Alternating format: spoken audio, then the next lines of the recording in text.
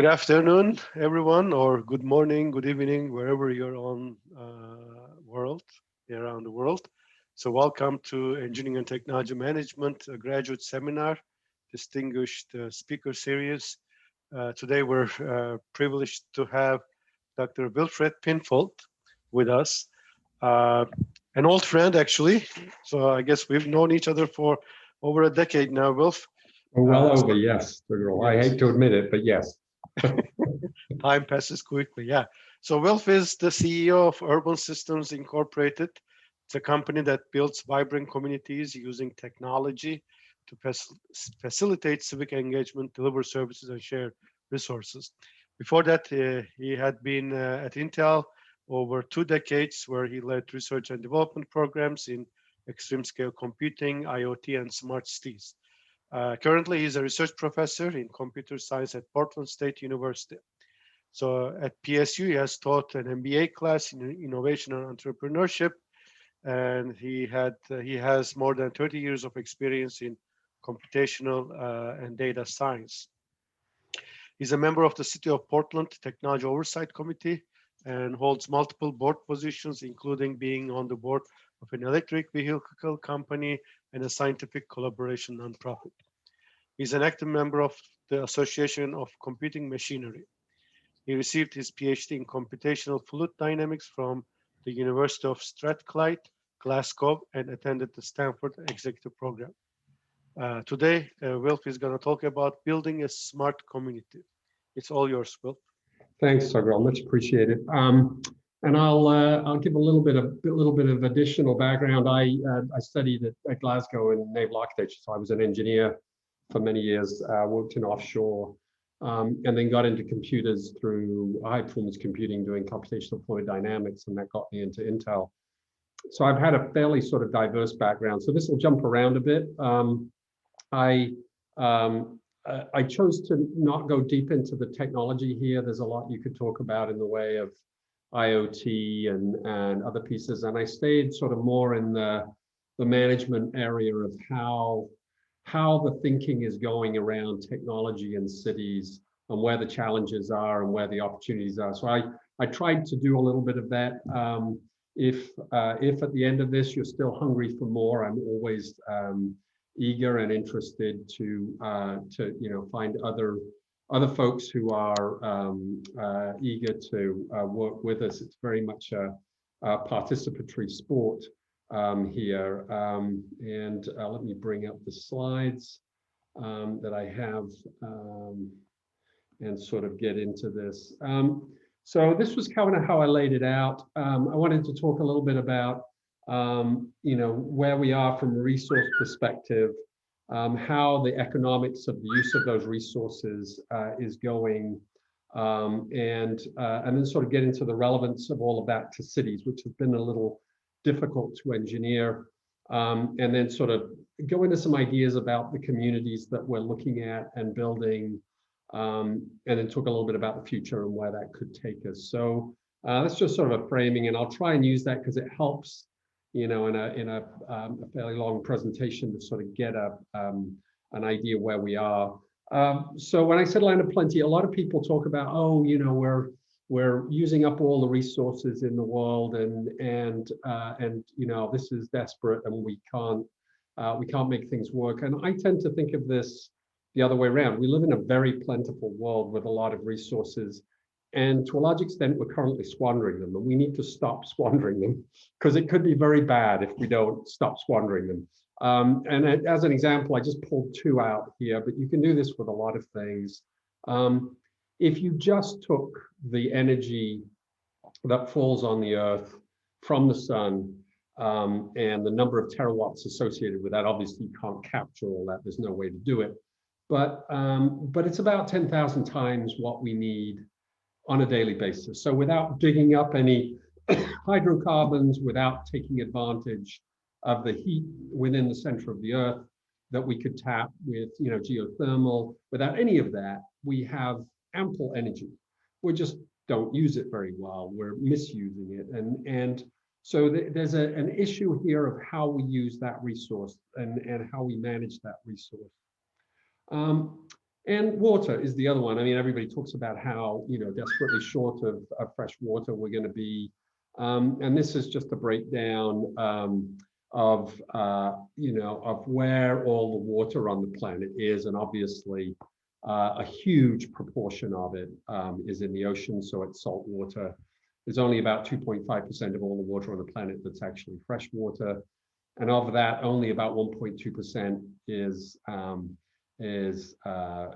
surface fresh water.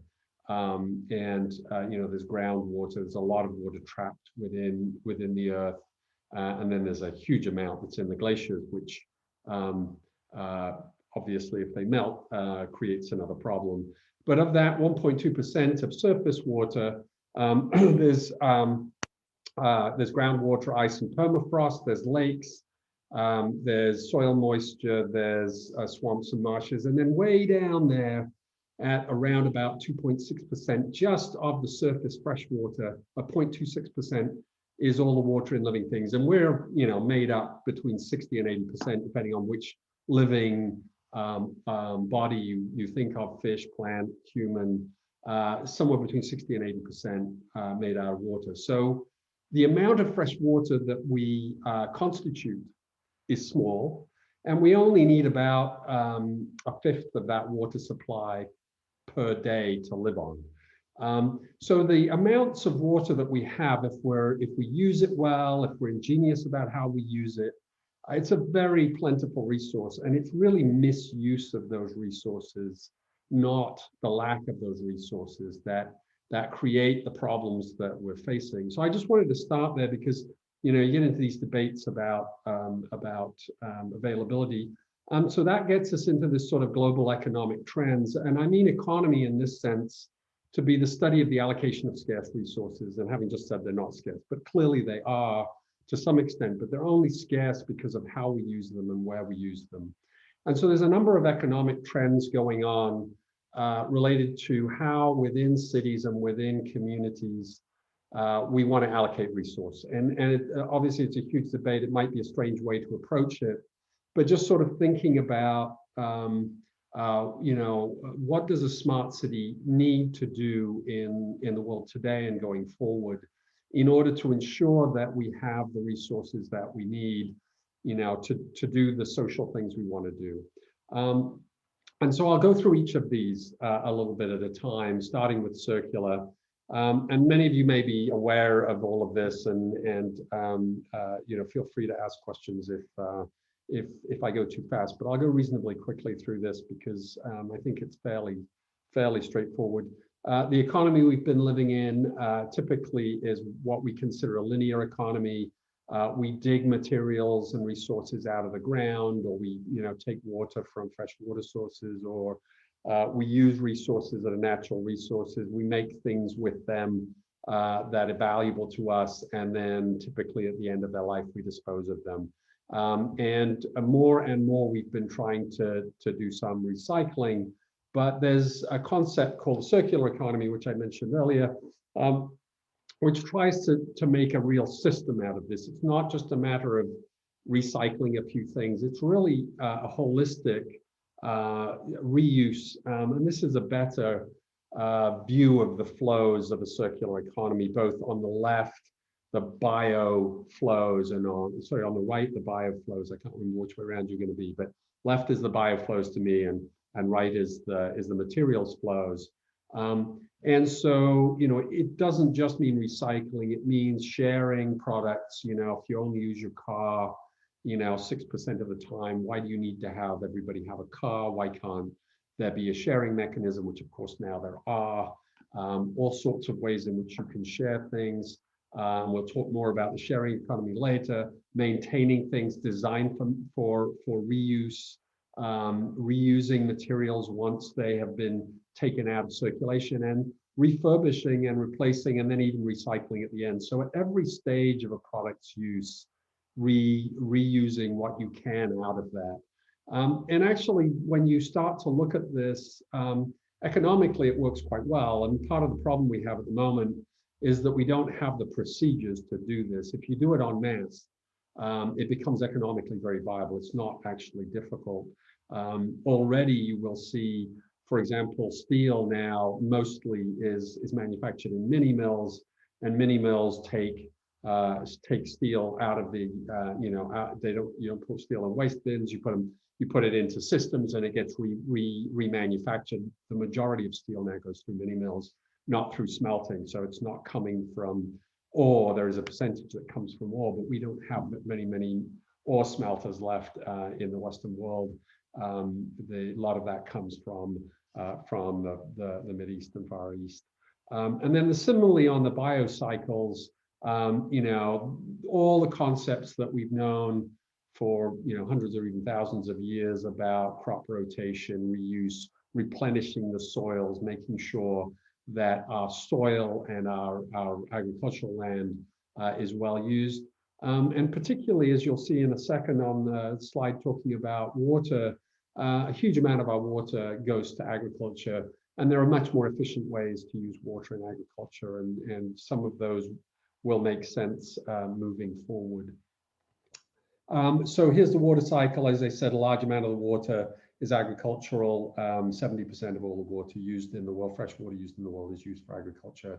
A much higher proportion of it in the developing worlds than in high-income economies, but still a huge amount of water. And the high-income economies use a huge amount in industry too. And there are all sorts of ways to improve that. I know that Intel, while I worked there, was very efficient with their water. They have to use a huge amount of water in manufacturing microchips, but they put most of it back into the ecosystem, having cleaned it. In fact, there was a discussion at one point that it might be too clean and we needed to put some minerals back in it. But that, the way that you think about, replenishing the resources that you're using, and this is not the same as just, not using energy or trying to be truly efficient.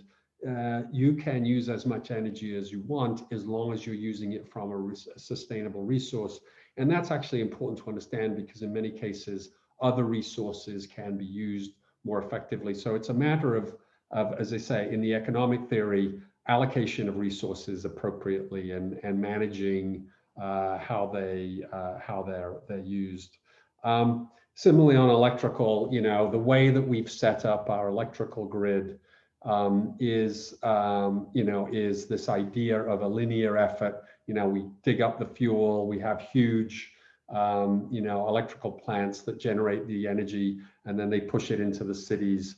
And of course, we're starting to look at microgrids now, where we can have much more sustainable nodes that have what they call dynamic energy resources that both generate, store, and use energy. And those can be much more resilient if there were more resilient grid points, particularly in Texas, but up and down the coast right now, you'd be able, instead of having to bring a whole grid back up, you could bring up nodes on that grid and use it. The other advantage of that local generation is, as you can see here, the rejected energy, 59.1%. It's maybe rejected is not the best of words there, but all the way from the point at which the energy is either extracted or all the way through its transportation and its use. A large amount of it is not actually put to productive use. I mean, you can imagine, old incandescent lights, the proportion of the energy that goes into those lights that comes off in heat, which is not being used rather than light. Now, of course, we have LED lights. So a huge amount of this is already going on. We've got the technology to reduce these proportions, to improve the utilization rate, and reuse in many cases. A lot of that, we're looking at mechanisms for capturing heat that comes off equipment and machinery and computers, and reuse it for heating in buildings. And there are a number of businesses in the smart city area that are sort of moving in that direction. And then, so I'll shift a little bit here. So that was really sort of talking about the circular economy, shift to the shared economy, which we talked about a little bit. The idea of sharing, in many ways, sharing, temporally. I have a product, and maybe it's a phone, and I trade it in. It goes to people who might, not be, might want to use a phone that's secondhand, that idea of sort of temporarily passing things down so as they have multiple lives. This is critical with things like batteries at the moment. Storage for vehicles, weight really matters, how heavy the battery is. So when a battery that's being used in a vehicle drops in its charge level to only being able to maintain, say, 80% of its charge, you can take it out of the vehicle and put it for ground storage. So it could be used instead of a generator by an electric utility. So giving multiple lifetimes to products.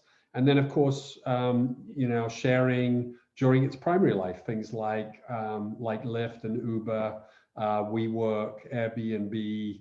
I'm in an Airbnb here. That idea that instead of having resources allocated to products that have limited use, making sure that those products get much broader use within the community. And these are some of the very successful shared economy technologies that are out there. And in fact, I put this slide in because it's much more complete. All the other companies are companies, their household names, but actually the shared economy is now huge. I think the number back here was by 2025, $33.5 billion market. So it's getting into every part of our economy that we start to share and reuse products and services. So that's a shared economy. I wanted to talk a bit about trust economy. This is a really interesting space and might generate a lot of questions. And I've been pulling this together for a while because it's been it's an area that on a bunch of fronts creates challenges for smart cities. There is, you might well say, there's an inherent the way that we look at digital information today, there's a really inherent issue between customization of services and privacy. But it's actually much bigger than that. And I'll try and sort of raise why it's bigger than that and why there are ways to do this, but we have to think very differently about the digital economy. This is a very typical digital services. This is how most of the digital services we use today are. The service that we access, be it Facebook or Google or whatever, provides us a service where the information and data we put in is stored by them in a place of their choosing with their infrastructure.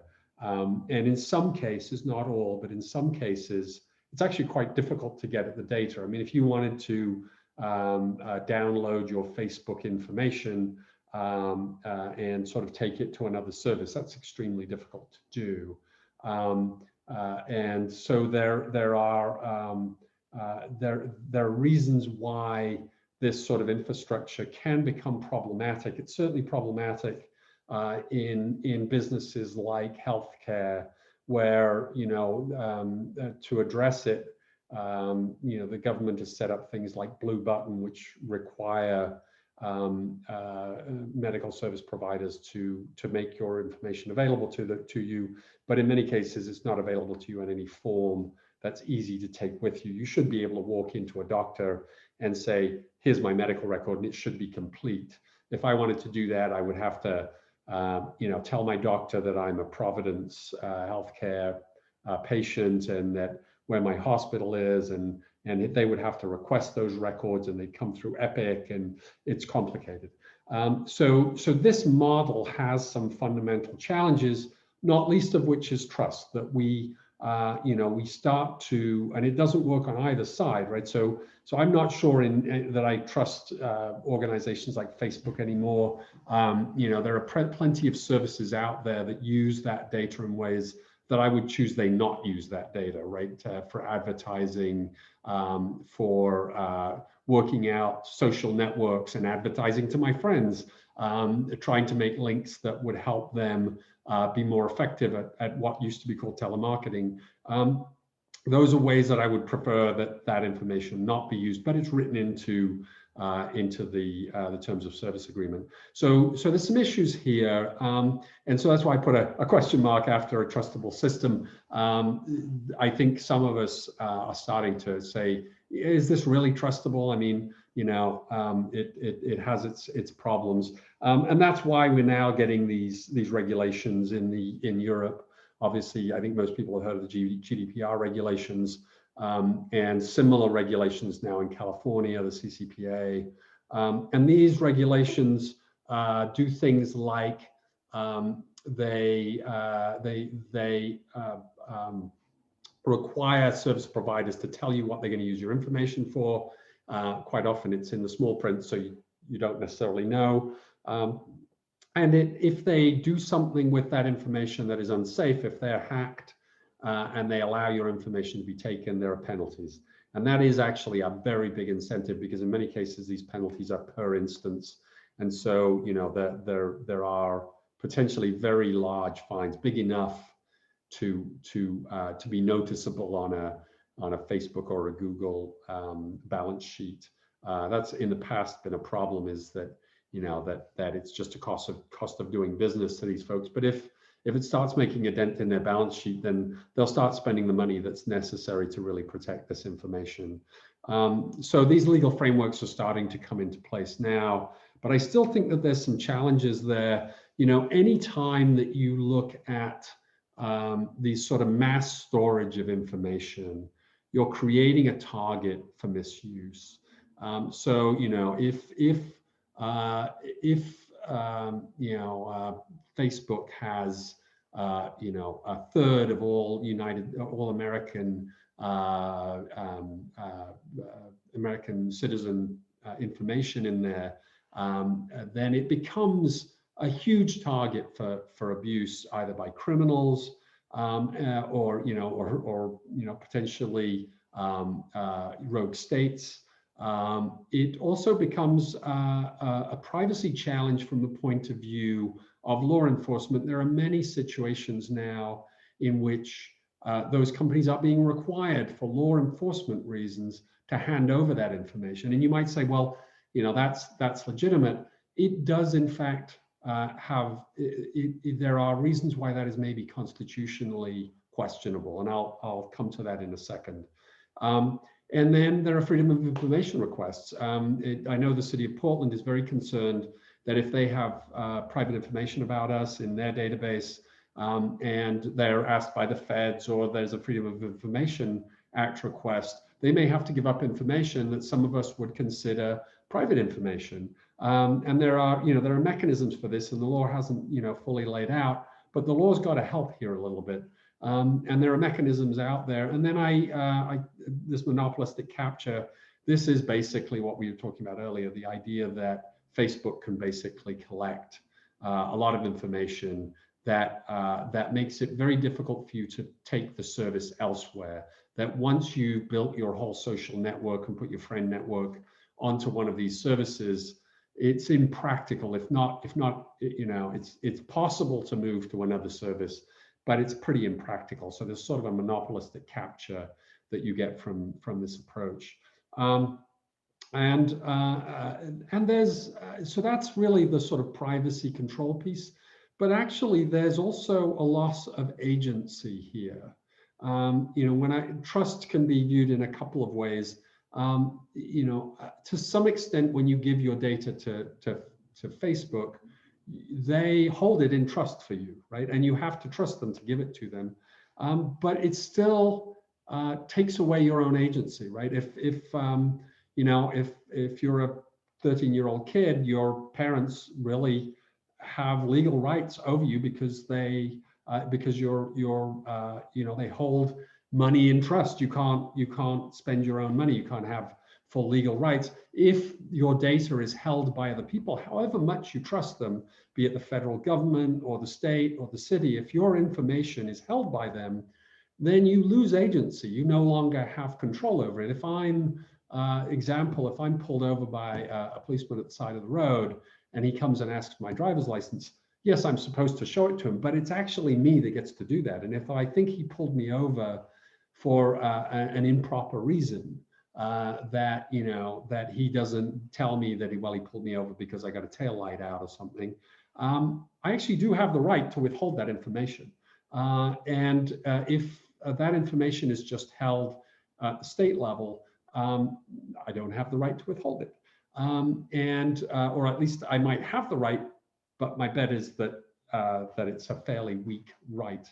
And there are some actually better examples of why you want to do this, but let me go to the next slide, because I think the way to think about this rationally is we have put in place in the physical world some property rights that at first glance aren't necessarily applicable to digital rights, but when you think about it a little bit more, you start to understand how important some of these become. And I just picked these are the 4th, the 5th, and the 13th Amendment out. And I won't read through them. I think we probably all have a reasonably good idea. But I will use some examples here because I think this is really important, and it's important in a very fundamental way in a smart city because, as I say, there is this tension between giving enough information to the person who's providing a service to me that it is tailored to me, which I want, and giving up that information that could be used for all sorts of other things. And while there are, you know, laws like the GDPR and the CCPA coming together to protect some of that, there's a huge benefit to actually owning that data myself. And that's really what these amendments try to do. They try to make sure that, you know, that you cannot, law enforcement, anybody cannot execute an unreasonable search and seizure. And that's something that's in, you know, in the 4th Amendment. It's there for a reason, and it allows me to say, you know, if I can do what I want in my own home, as long as I'm not really, you know, causing problems for anybody, and law enforcement can't just come in and check. And there's all sorts of reasons to do that, including political reasons. You know, it gives me some space in which I can organize politically in ways that the ruling community might choose to disrupt if they could, but they can't because we have unlawful search and seizure. You know, others that instantiate what private property is and ownership and liability. These can apply to digital assets. And the problem we have at the moment is that the diagram that I showed earlier, where almost all of our data is already given up, it's already held in trust for us by the people who provide services for us. And I would argue that in some situations that's not a problem. There are many services that I don't particularly care, and I will happily give up that information. But there are growing numbers of services, and smart cities is one of them, where that becomes seriously problematic because I have to give a lot of information, private information, to a city to have the services tailored to me. And I don't really want that information. And by the way, the city in most cases doesn't want that information or the liability associated with holding that information in trust for me. And we've had these discussions with Bureau of Planning Services, Bureau of Development Services, Bureau of Technology Services of Portland, and in a number of other cities. And they are very responsible about data, and they're very careful that they don't step into a space that would lose the trust of the citizen. They want to be, you know, they want to be a good partner in delivering those services. And so they don't want to be liable for having huge databases of information that could be damaging if it got out. And so we've been working with a number of groups.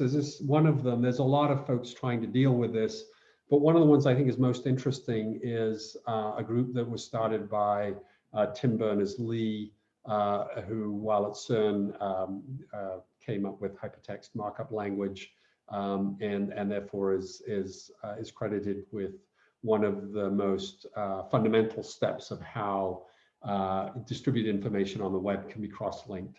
And he will say, and has, and you can go and listen to his TED Talks, that the current model, the existing model, is really a mistake. That wasn't really where it was supposed to go. The whole idea was linked data. and you don't really want to centralize data. And you can see why that's the case. The idea ought to be that when I come to the internet, I come with my own data, and that data interacts with other data to produce the services that I want. And I can choose what services I provide that information to, and I can withhold it from other services. And you can imagine all sorts of leakage to this, since it's easy to make copies of data. But if you combine my own ownership of data with regulations like the GDPR and the CCPA, what you get is a set of carrots and sticks, that it becomes easy for a good actor to deliver the services to you in a way that maintains your privacy. And so it becomes easier to identify the bad actors who are grabbing that information and using it in ways that that are not of our choosing. And so this idea, and what Tim Berners-Lee is working on, is this idea that we all have a data store into which we can put information, and that can be it can be all the way from I manage it myself and I care about it and I walk around with it on my phone or on a memory stick, all the way to it's just in the cloud, and basically what I have is a password or even a physical security on it, a thumbprint or but it's locked to me. So anybody who wants to use it for a service effectively has to ask. Now that might seem like a burden, but there are plenty of proxies out there that we could set up, sets of rules about who can get things. I could set up a rule that says, this year I'm going with Providence as my medical provider. So my medical record, which is held in the cloud, I just assign that they can have access to that for the next 12 months. And every time they run an analysis on it, or a doctor wants a piece of information, it is pulled from my pod. And at the end of the year, I just turn off their access. Now, the doctor's seen that information. If he wanted, he could keep a copy of it, but he would be punished if he kept a copy of it that then became exposed, violating HIPAA, violating, GDPR or CCPA. That provides the stick that says, don't keep all this data unless you actually need it for a legitimate purpose. So this is an important part of what's going on in how do we set up this ability to have smart city services customized to us without giving up privacy. And then, so recently we've started working with an Oxford economist called Kate Raworth. Kate Raworth has started to pull these pieces together in a very interesting economic structure that she calls the donut economy because of its shape. And it sort of encapsulates all the pieces of what we just talked about in interesting ways. And probably most interesting from the point of view of where we are in societal history today. It takes the ecological ceilings that we talked about with water and energy, and defines a ceiling that we cannot go beyond while we still remain on Earth, because that will push the boundaries of what Earth can reliably sustain. But it adds this inner circle of social foundation, which are the making sure that we provide for all members of society the basic minimum needs. We provide them with the food, the water, the energy, the education, the housing that they need for fulfilled life.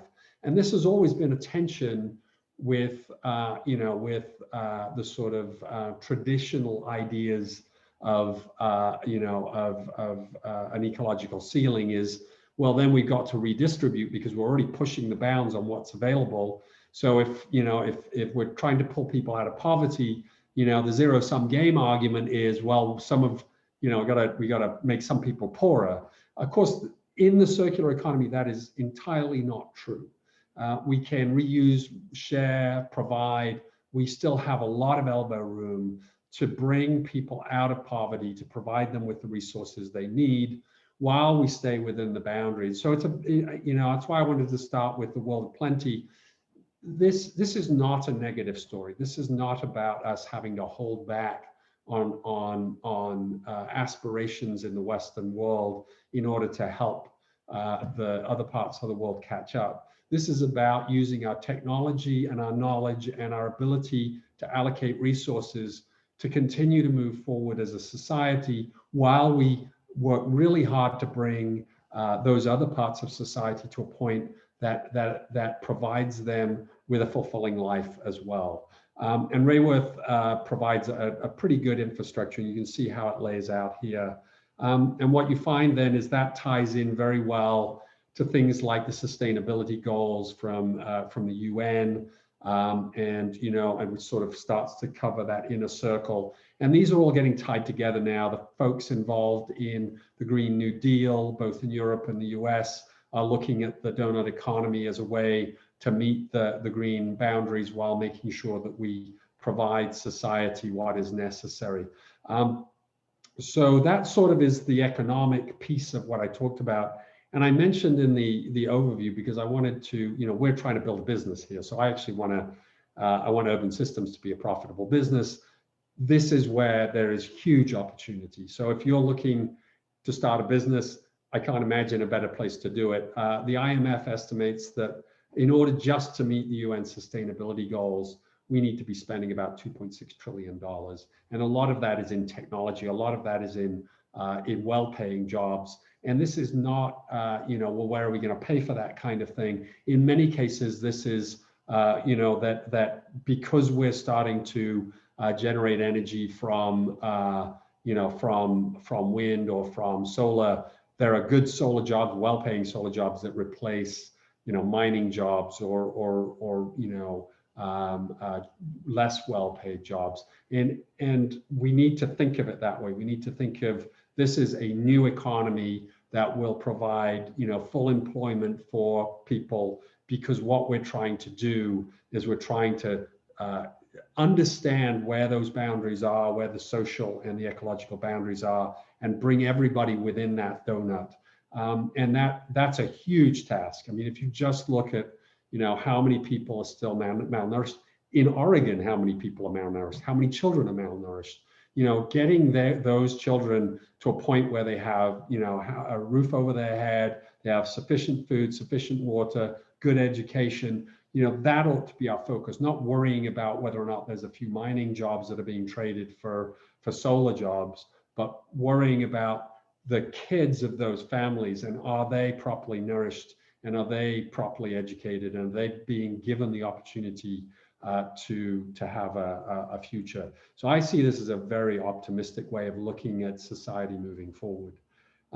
So let me move on a little bit to relevances at the city level, because I've sort of been at the global sort of economic space here. And that's been difficult for us because you kind of have to understand that in order to understand where it's relevant to cities, because in many cases in the sort of, in the green space or in the sustainability space, cities have been trying to do it on their own, and it's very hard.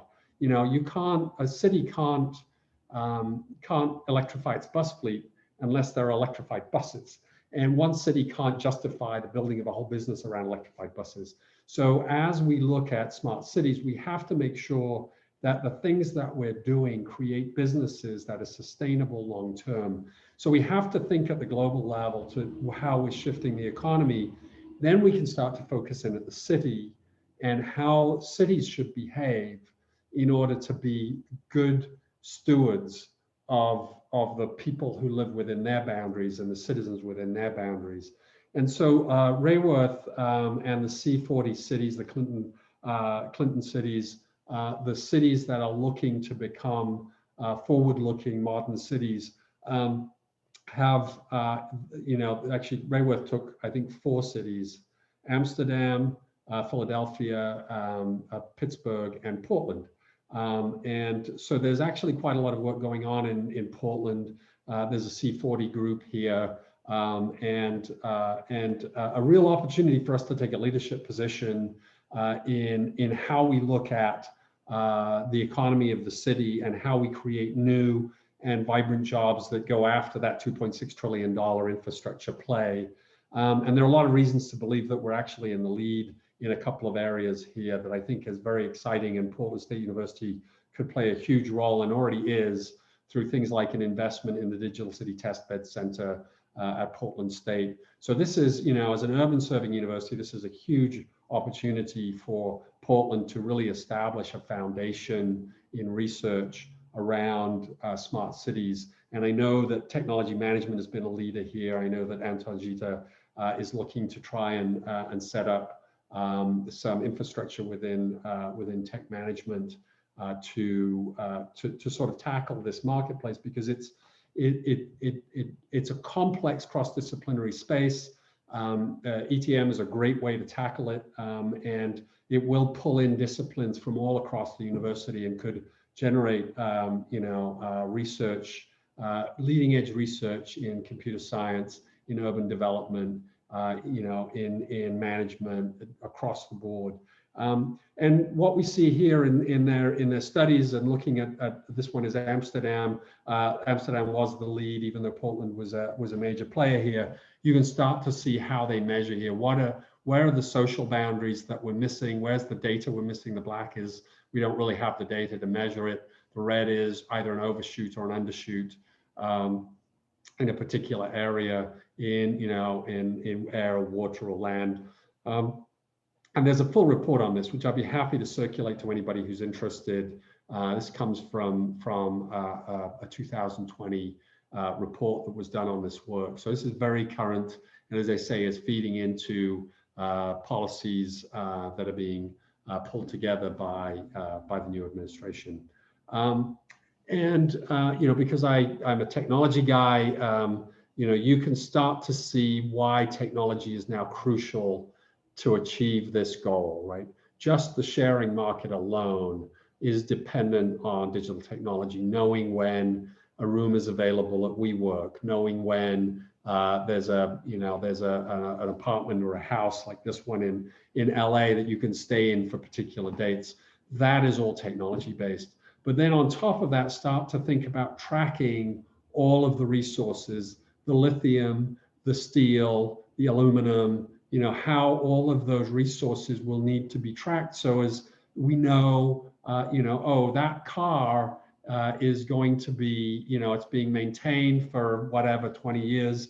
But at the end of that life, there will be parts that will have minerals and materials in them and chemicals in them that are valuable to society that can be extracted. And this is part of the challenge of moving from a linear economy to a circular economy, is knowing where those resources are and when they're available. So as you can run a reliable production line that can rely on those resources. In many cases, these circular systems are stumbling because they don't have the raw materials coming in from circular sources yet. And that's just because the market is not mature. But as we get data systems that are tracking these resources, it'll become quite easy, in the same way as it's quite easy to find a house in LA for the 3 weeks that I want it, in and around where I am for the price that's acceptable.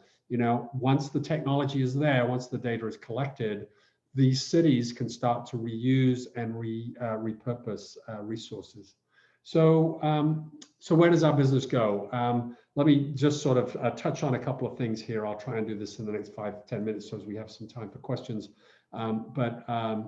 A site you probably are all aware of, this is Portland, looking at the new Tillicum Bridge and the OMSI site. We have been working with OMSI, the building in the center here, and you can see around it all of the developable land or land that's purposed in ways that may not be optimal.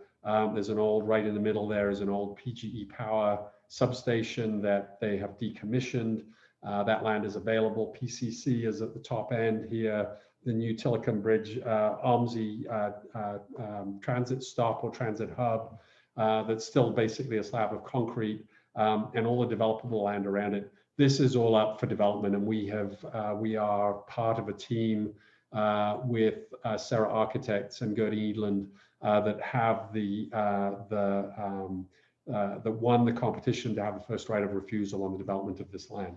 And we are working with OMSI and the museum to make it a showcase for smart city technology which is part of their mission as Science and Technology Museum. It would be tremendous to have this be a resource. It gets a million visitors a year. To have it be a resource where people can come and start to see, what does the society of the future look like? How are things going to change? Autonomous vehicles, connected vehicles, occupancy measures to turn on and turn off resources, rescheduling rooms. How do we make it a showcase for the kinds of technology we're talking about? The next few slides are slides that we pulled together. These are slides that were shared publicly about 3 weeks ago as part of a workshop we were doing for the Bullitt Foundation that looks at the work that was done in a triple net zero building in Seattle that was built by the Bullitt Foundation, and taking that and expanding it out to the district, the 23 acres that constitute this OMSI district. And this is, you can start to see they have their mission around being a center of excellence, around education and other things, being a center of sustainability, a revenue generator, and a community destination. And those tie in quite well. And we detail it out a lot more as we get into the donut economy. But these are very synergistic with the direction. And so we're working with them to say, okay, so this is your mission. Let's make sure that it ties in with the rest of the city in ways in which we can start to move towards supporting the city's 2035 plan. As an example, the 2035 plan is trying to cut down on single occupancy vehicle trips to the center of Portland by 60% by 2035. That's a huge shift in vehicle use. You'll notice back up here that a lot of the ground land where it looks like the trees are, those are all parking lots. There's 1,000 parking spaces in that area, and we're going to build buildings on all of it, which means we either have to put the parking underneath the buildings, which is extremely expensive right there by the river, or we have to encourage people, make it easy for people to come on transit or in shared vehicles, which clearly aligns with the city's objective to reduce single occupancy vehicle trips. So there's a lot we can be doing here to incentivize and to improve public transit, to make Uber and Lyft available, to try and figure out ways to make it very convenient and easy for people to come to OMSI and experience OMSI without necessarily driving a vehicle to stay here. And so you start to get into this idea of sort of the flows, exactly like we talked about with the circular economy. What are the nutrient flows? What are the transportation flows? What are the water flows, the electrical flows? And how do we manage and monitor and quantify all of those? How do we make sure that the OMSI district itself becomes a sustainable district? It creates its own energy through solar and wind, or through water pressure, through supply pipes. How do we make sure that as we create heat from computers or from lights or whatever, that gets repurposed into thermal energy that can be used to heat the buildings? How do we make sure that if we're creating waste, that it's being reused, that sewage gets put into the ground where we're going to have a botanic area? How do we make all of those things work and make them visible, make them part of the education of this is how the ecology works. This is how you can make a circular district. And we've got a lot of partners in this with Portland General Electric, who this used to be a part of their infrastructure. It used to be a wood-burning power station. And so they've been wonderful philanthropic partners and wonderful technical partners in helping sort of move some of these technologies forward. So there's really opportunity here in businesses of all sorts, sensor businesses, control system businesses, software businesses, to make all of this work. And once we can make it work in a demonstration district, our intent then will be to grow it out to the whole of the Central East Side and maybe to the center of the city. Some of you may be aware of what this light piece is. If you've heard of the Green Loop, the idea that there is an extension of the park blocks, which are on the west side here. We all know the park blocks, they run right through the middle of the campus. But making that work all the way around across the Telecom Bridge, up MLK, and make a green loop that provides a safe biking and walking path all the way around the city. So if you come into the Green Loop, you can walk around the city, get from A to B, or use a scooter, or use an electric wheelchair, or whatever it is you use as a small local personal vehicle to get all the way around, to get from shop to shop without having to go find your car in a parking lot and unpark and drive around.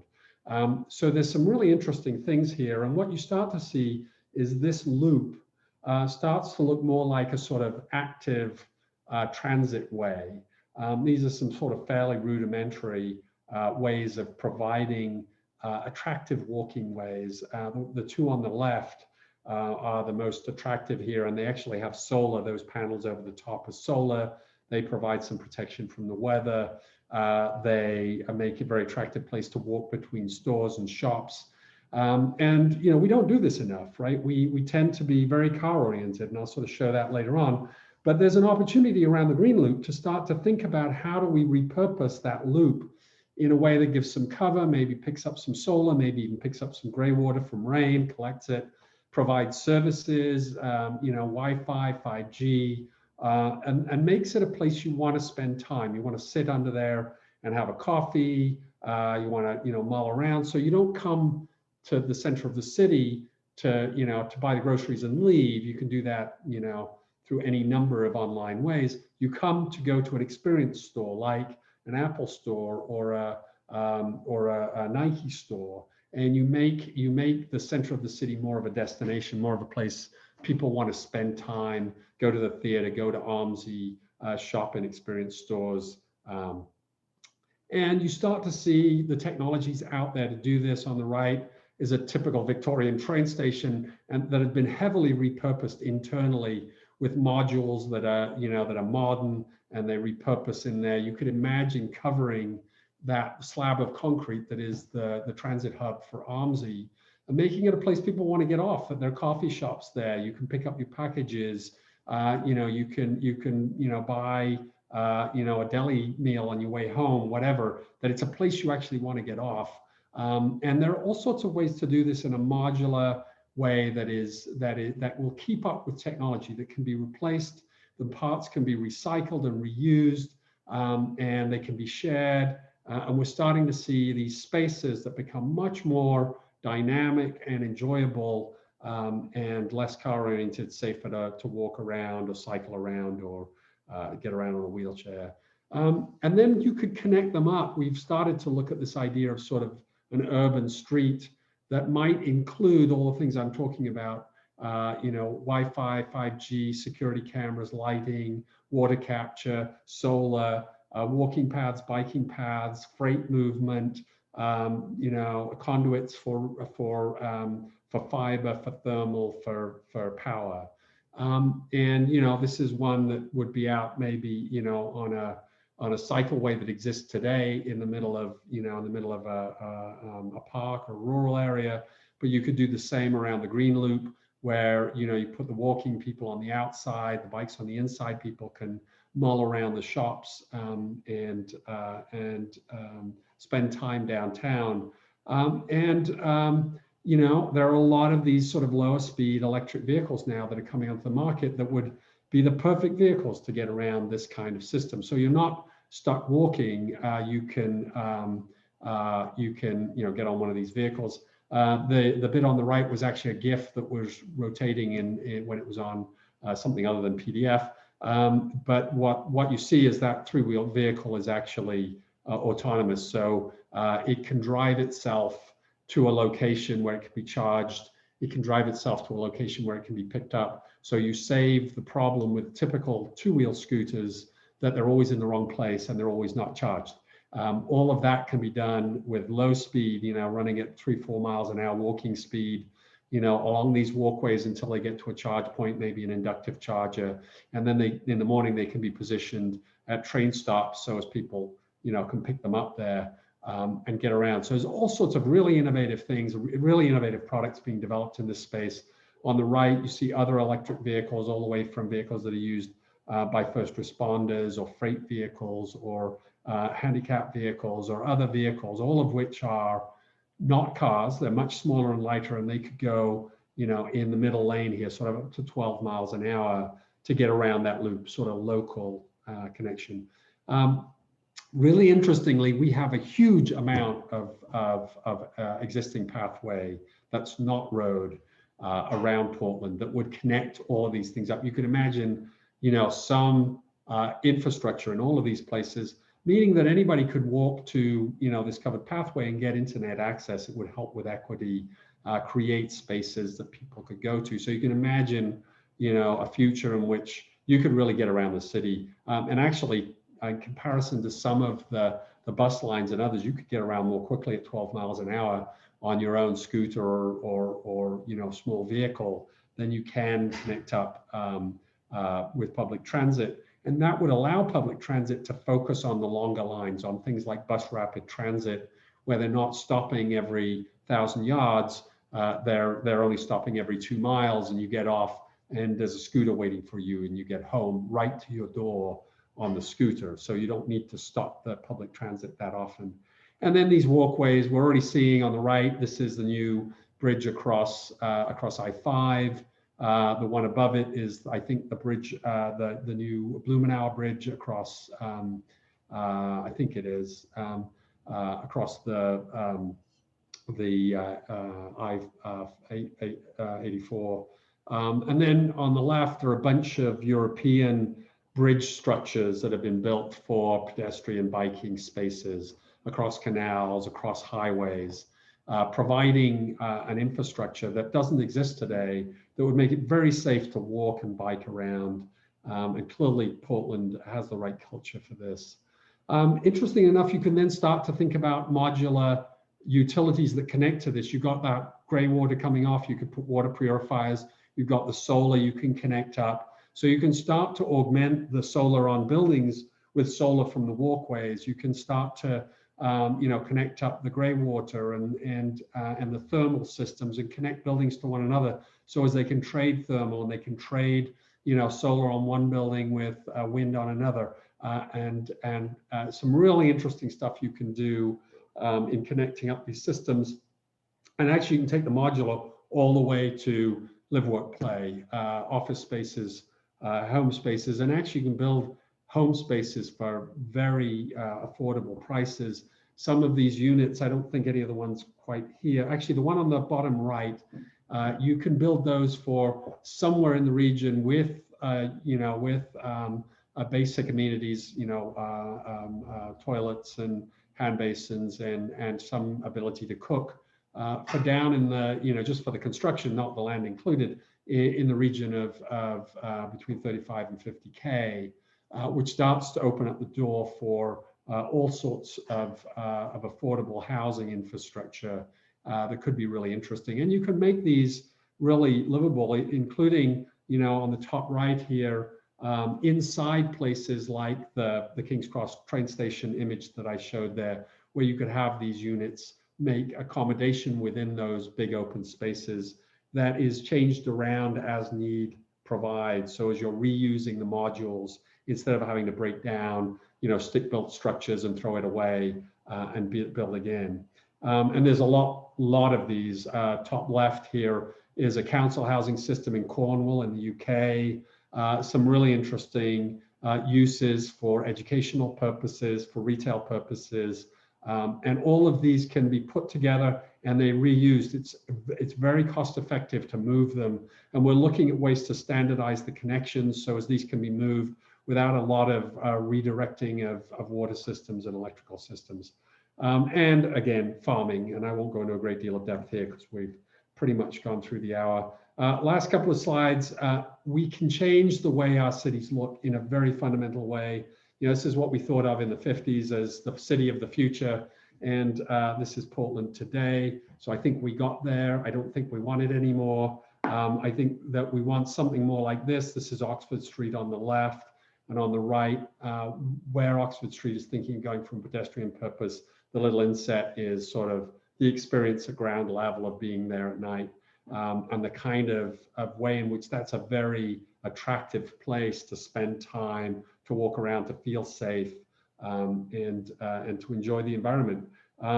And similarly, the Champs-Élysées is looking at pedestrianizing the Arc de Triomphe, which, if any of you have been there, is a death trap. Look at the cars all sort of piling up there. It's a crazy place. Only Parisians can drive around that circle without getting hit. And you can see the inset again, what it would feel like to be, on the Champs-Élysées, around the Arc de Triomphe, in the new sort of vision. So that sort of is a run through. There's so many things I left out, including all the technology and how we're building this stuff. But I wanted a bigger picture. So anybody who's interested, feel free to contact me, and I would be really happy to pull you in to the kinds of things that we're looking at. And so that's where we are. I can go back to that. I think I can go back to that other slide if it's possible.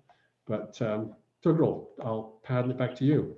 Thank you so much. This has been a really delightful insight.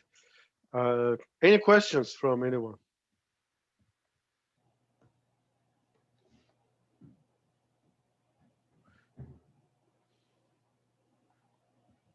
I don't see a chat box up here. Is there one? Or There's one. if you can read them to me, Tugral, if there's anything up there, I'd be happy. I'll do that. There's one says from Endenians, it seems like there's an opportunity within city, county, etc. development code that can be leveraged to encourage the kinds of mixed uses you mentioned. We are working. I know this is the answer to that question, but I'll take a try. We have been working at the state level. The state is doing some really interesting things with data management.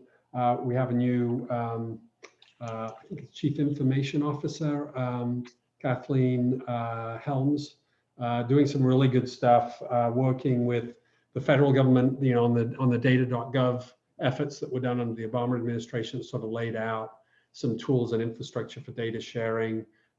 They've been working with the city of Portland people like Kevin Martin and Hector Dominguez to sort of integrate and share data. And we've actually started to use the same tools to pull data together for the OMSI site. So we're using CCAN, an interesting tool. So that kind of data sharing makes it a lot easier to start to move towards a sort of intentional data-driven community. It's very hard to do it as an island. It would be very hard to build all of that stuff and all of that data just for the OMSI site. But if we're able to pull census data from the feds and state data from the state and city data from the city, then we can just fill the gaps in for the local data, and it's very powerful. So a lot of opportunity to work between the various different scales of government on the data level.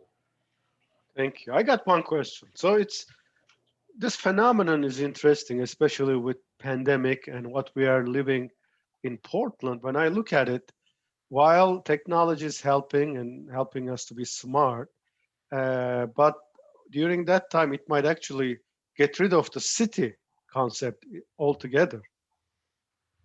So, in many perspectives, right? I mean, I'll let you kind of. Yeah, no, it's actually a really good question. We talked about it a lot. I don't know if you know Joe Courtwright, who's a state economist, and I'll channel him a little because he's the counterpoint to that. The reason we live in cities is social. We like being social. We like being close to one another.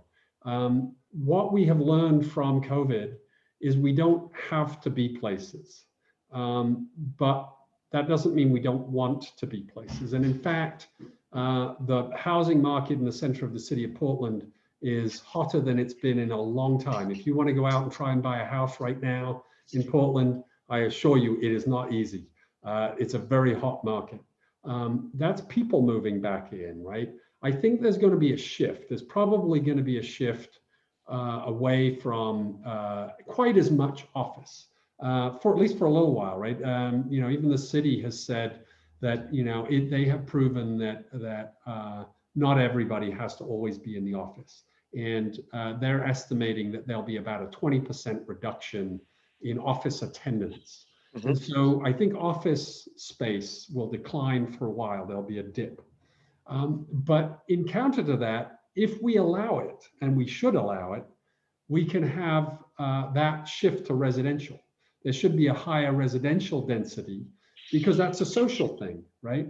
And we, right now, the way we zone the city, we push low-income people, many of whom are essential workers and critical to the operation of the city, out to the suburbs, which is silly because it puts a huge load on the transit system and on the, you know, which is very expensive. And in many cases, the cost of living, you know, living on the edge of the city, if you work in the center of the city, is artificially high because you've got to pay these ridiculous rates for parking or for transit systems. Why can't we allow there to be more mixed income downtown? He would argue that you're going to get a shift. And in fact, we had this discussion around what would we consider something we would do by choice and something we have to do. I said, well, I have to visit the doctor. I hate it because they make me wait for an hour. And in many cases, I say something and they write a script and they hand it to me and I leave. There was no point in being there. It just took a big chunk of my day. And I love the fact that for those kinds of routine trips, I can just call in now. I've had 2 of them in the last year, and I can assure you that anytime I can check in that way, I've bought, you know, all sorts of medical, you know, my watch gets my heart rate. I've got a, you know, a pressure cuff. I can get all that information. I collect all that information anyhow. So I don't need to go for at least 9 out of 10 of those trips. So that's wonderful. That's fabulous. I won't do that if I can avoid it. But all these Zoom meetings, I used to do them in coffee shops with people. I will go back to that as soon as I possibly can. That's a social thing that I enjoy. I much prefer to sit across the table and chat with someone, drink a cup of coffee. That's great. So I think there'll be more of that, and there's still going to be huge demand for living in a dense community where we can share things and enjoy things. So I don't think it's going to be quite that way. But if you want to live in Maupin and work for a company based in Hillsborough, you just have to arrange that you don't have to go in that often. And that'll be hugely beneficial for a lot of us.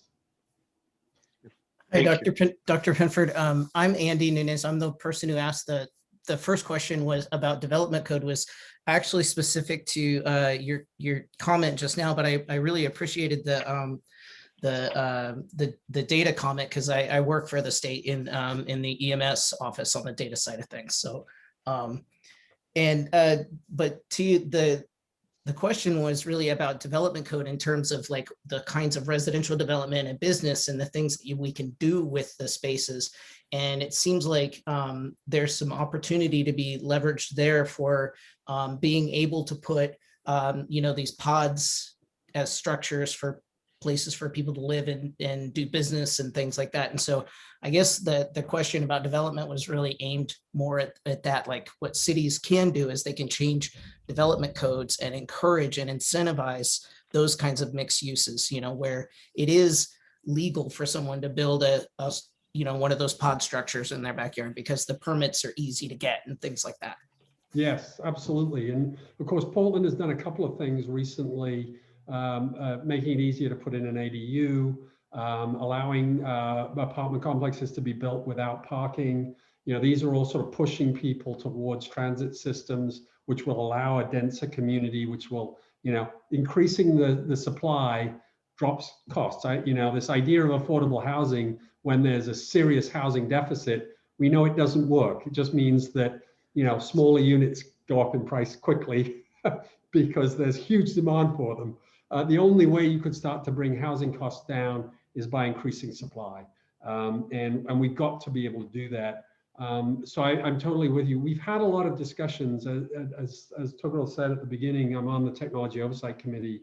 And one of the things we've been spending a lot of time on is the technology around permitting and improving that so as we can have more construction done.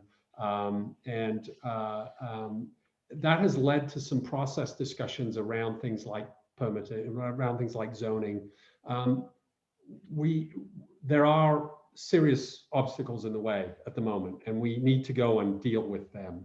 One of the things we've talked about, you know, we have a housing crisis in Portland. Actually, I'm in LA right now. They have a housing crisis here too. In fact, every city that I've been in the United States in the last couple of years, which in the last year has not been many, but prior to that, I was traveling a fair bit. They're all having trouble. Phoenix, I mean, you know, DC, there are people sleeping in driveways and in doorways and shops all over the place. It's not a Portland unique problem.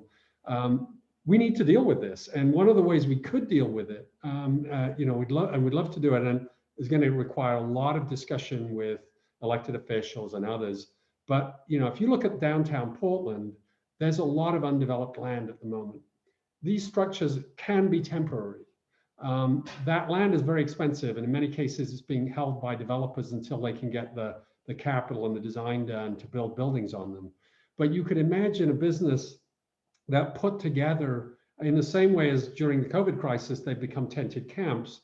You could imagine, building something like that development in Cornwall on that structure with the promise that with 3 months notice, we'll move it, right? So the developer doesn't have to feel, well, there's going to be squatters' rights and those things aren't going to move. We could put a lot of residential properties in the center of downtown Portland, even though we might have to move them, which would be an inconvenience. That would be so much better than people sleeping in cars and in tents. We just need to get the availability of residential space in downtown Portland up, and we need to do it quickly. And I think these could be ways to do it. I don't know whether the political will is there to deal with all of the barriers, and there are many. But technically, it's possible. And so we're doing everything we can to say, hey, look, there's a technical solution to this. It's in your court. Please, give it good consideration, and we'll see. You're not making commitments that these structures are going to be there indefinitely. But until we can build permanent structures, until we can figure out how to deal with this problem in a more permanent way, let's at least address the immediate need and get things to move forward.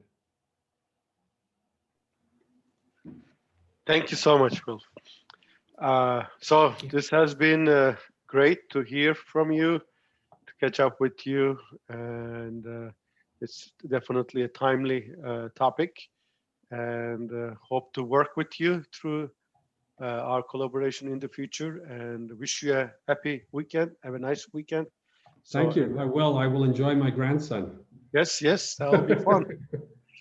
That'll be fun. I'm looking. It was a pleasure. Thank you so much for making the time, and I'm very happy to talk to anybody outside this meeting who's interested in getting more connected with what's going on in Portland. So thanks very much. Have a great weekend, everyone. Excellent.